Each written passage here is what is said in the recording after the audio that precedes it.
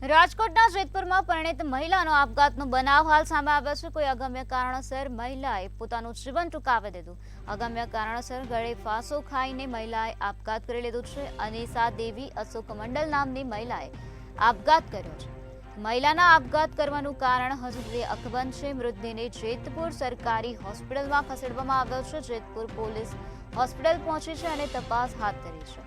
હાલ આ સમગ્ર મામલામાં પોલીસ દ્વારા વધુ કાર્યવાહી હાથ ધરવામાં આવે છે। રાજકોટના જેતપુરમાં આ પ્રકારે આપઘાતનો કિસ્સો સામે આવ્યો છે, જ્યાં જેતપુરમાં પરિણીત મહિલાએ કોઈ અગમ્ય કારણોસર ગળે ફાંસો ખાઈને પોતાનું જીવન ટૂંકાવી દીધું છે। અનિશા દેવી અશોક મંડલ નામની મહિલાએ આપઘાત કરી લીધો। મહિલાના આપઘાત પાછળનું કારણ હજુ સુધી અકબંધ જોવા મળી રહ્યું છે।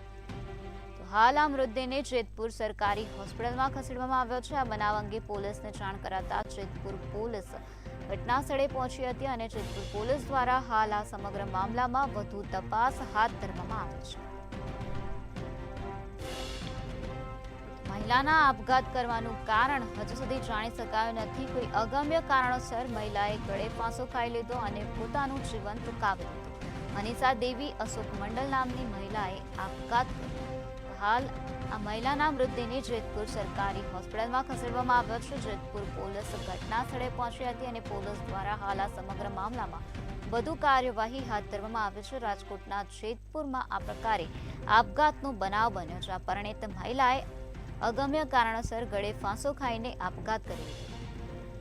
તો અનિશા દેવી અશોક મંડલ નામની આ મહિલા છે, જેઓએ આપઘાત કરી લીધો, ત્યારે હાલ આ મહિલાના મૃતદેહને જેતપુર સરકારી હોસ્પિટલ ખાતે ખસેડવામાં આવ્યો છે। પોલીસ દ્વારા હાલ આ સમગ્ર મામલામાં વધુ તપાસ હાથ ધરવામાં આવે છે। મહિલાના આપઘાત પાછળનું કારણ હજુ સુધી જાણવા મળ્યું નથી।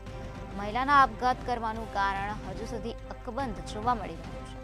તો પોલીસ દ્વારા હાલ આ સમગ્ર મામલામાં વધુ તપાસ હાથ ધરવામાં આવે છે। મહિલાના મૃતદેહને જેતપુર સરકારી હોસ્પિટલમાં ખસેડાયો છે। અનિશા દેવી અશોક મંડલ નામની મહિલાએ અગમ્ય કારણોસર ગળે ફાંસો ખાઈ લીધો અને પોતાનું જીવન ટૂંકાવી દીધું।